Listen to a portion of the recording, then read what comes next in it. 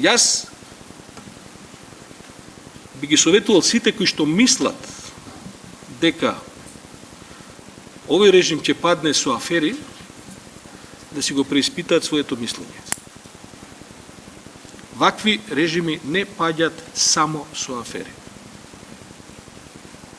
Значи, вакви режими паѓаат со многу поструктурни обштествени случувања, кои што може да бидат помогнати со посредувања добронамерни, кои што не се слушам што зборувам, кои што ќе фатат еден тек што може да биде и непријатен, но немојте да мислите дека овој тип на режими ќе падне заради морални причини што ќе се посрамотат. Не оперираат они во тие води. За нив морал не постои. Да заклучам со еден совет кој што ми го даде еден висок функционер на овој режим, еден од највисоките, кој ми објасни дека, видите, вика, вие се бавите со идеи, затоа сте губитници. Ние се бавиме со прагма. Ние се бавиме со идеи додека не освоиме власт. После тоа владееме и немаме уопште никаква грижа за идеите. Имаме само грижа како власта да ја спроведеме. И затоа вие и од Заев сте незадоволни. Зашто? Зашто не би бил доволно интелектуален, да не кажам бил потежок збор, бил провинцијалец, а уствари они го доживуваат него како многу поголема загроза, бидејќи гледаат во него ист како нив во смисла на неговата оперативност и прагматичност. А вели, вие јавноста што ја креирате опозиционерскава или критичката кон власта, сте толку високо во облаците, зато ништо не ви успева. Меѓу себе си разговарате, веројатно и оваа сала, истото тоа. И ние ме пуштаме да си разговараме. Контролираме просторот, кај ќе излезе тој разговор, се е покриено. А вие до утре, ако сакате, ќе ви ја платиме сала у Сајмов, до утре до 11 разговарате.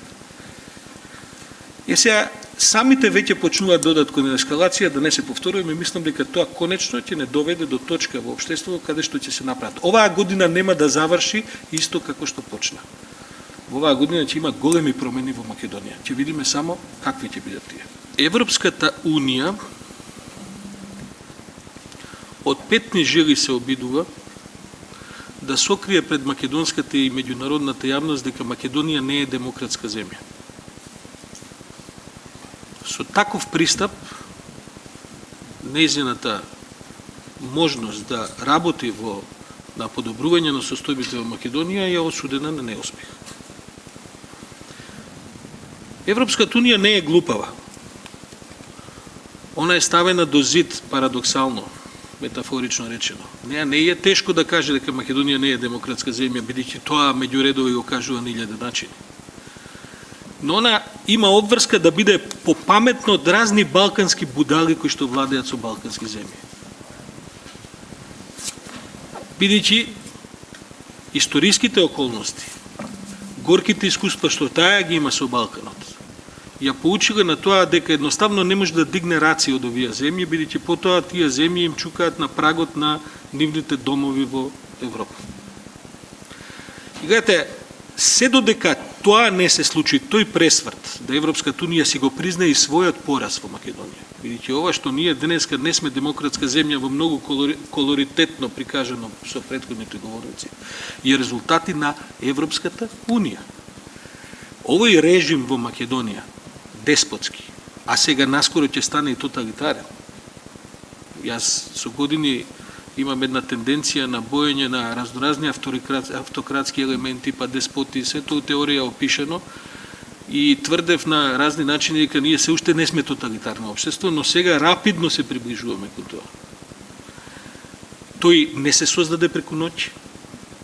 Значи, толку многу работи што ги премолче Европската унија. Пазите, слободата на печатот не се одзема преку ноќ. Они премолчеа апсење на луѓе, они премолчеа затварање на медиуми, премолчеа притисоци и репресии кои што се невидени за европски континент. И тоа го голтаа. Како сега се они зачудени што ќе се апси лидерот на опозицијата, па тоа не е преку ноќ. Па нив ги тепаа, таму они Европската унија тоа си го премолчи. Не мислам дека буквално го премолчи, меѓутоа направи се за да впечатокот биде подобар. И така натаму. Се тоа не ја прави соучесник. Има една среќна околност од целата оваа работа која што е трагична за Македонија. Тоа е дека состојбите ќе ескалираат. Значи, траекторијата по која што се движи Груевски не може да оди во друга насока. Таја мора само да ескалира. И тоа ќе ескалира во сите домени. Ќе ескалира во зголемување на економската и социјалната криза, бидејќи мислам дека ова што господин Гошев го кажува е дури не треба да е човек експерт за областа за да му биде јасно каде одиме. Во областа на демократијата таа мора да ескалира, бидејќи стравот се одржува само со негово подигање. Ние веќе не сме во држава во која што важат економско-правни критериуми, подолго време не сме. Ние сме во држава која што само се води пропаганда. Значи, комплетно испразнет политичкиот субстрат на нешто што може дури да биде и полудемократија и е префрлен комплетно во областа на пропагандата. И секој ден работите се водат пропагандистички. Таквата ескалација, бидејќи режимот на Груевски имаше една среќна околност заради настаните во регионот сите овие години од кога дојде на власт, а потоа влезе во ова што го прави денеска во ситуација кога Европската Унија не сакаше да се конфронтира со него, се држеше под радарот на Европската Унија.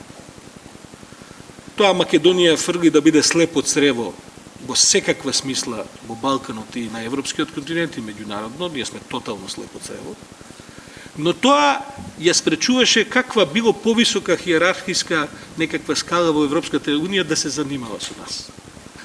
За да се реши македонскиот проблем, ние имаме субстанцијален дефицит на внимание од Брисел и од Вашингтон.